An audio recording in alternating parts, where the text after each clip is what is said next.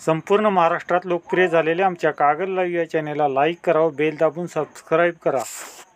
करनूर, तालुका कागल येथे झालेल्या गुन्हे हल्ल्यातील अत्यवस्थ इसमाचा मृत्यू झाला आहे. अज्ञात हल्लेखोराने डोक्यात वर्मी घाव घातल्याने तो गंभीर जखमी झाला होता. ही घटना सोमवारी तारीख 8 जुलै रोजी सायंकाळी 7 वाजण्याच्या सुमारास करनूर येथे घडली होती. आरोपी अद्याप पसारच आहेत. लवकरच आरोपींना गजाआड करू अशी माहिती कागलचे पोलीस निरीक्षक गजेंद्र लोहार यांनी दिली. गुलाब बाबालाल शेख, वय वर्ष 65, राहणार करनूर तालुका कागल असे मयत इसमाचे नाव आहे. मयत गुलाब शेख हा अंडी विकत असे व शेतातील कामे करीत असे. अंडी विकून तो सायंकाळी घरी जात होता. करनूर गाव ते शेख मळा दरम्यानच्या मडी गेटच्या रस्त्यावर अज्ञातांनी कोयत्याचा वर्मी घाव डोक्यात घातला. तो कोयता डोक्यातच अडकला.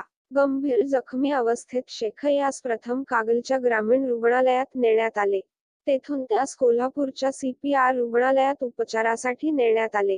तेथे शस्त्रक्रिया करून डोक्यातून कोयता बाहेर काढला व त्यास पुढील उपचारासाठी अतिदक्षता विभागात हलविण्यात आले. उपचार सुरू असताना गुरुवारी पहाटे 3 वाजण्याच्या सुमारास त्याचा मृत्यू झाला. प्रारंभी अज्ञात मारेकऱ्यांवर हाफ मर्डरचा गुन्हा कागल पोलिसात नोंदविण्यात आला होता.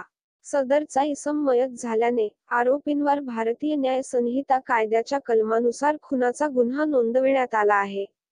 तसेच जवळ विनापरवाना धारदार हत्यार बाळगणे, जमाव करणे आदी कलमे आरोपींवर लावण्यात आली आहेत. प्रसार माध्यमांशी बोलताना तपास अधिकारी तथा कागल पोलीस ठाण्याचे निरीक्षक गजेंद्र लोहार म्हणाले, गुन्हा घडला त्यावेळी पासून वेगवेगळ्या बाजूने चौकशी सुरू ठेवली आहे. प्रत्यक्षदर्शी मिळालेल्या माहितीनुसार व CCTV फुटेजच्या आधारे अज्ञात आरोपींना लवकरच गजाआड करू असा विश्वास त्यांनी व्यक्त केला.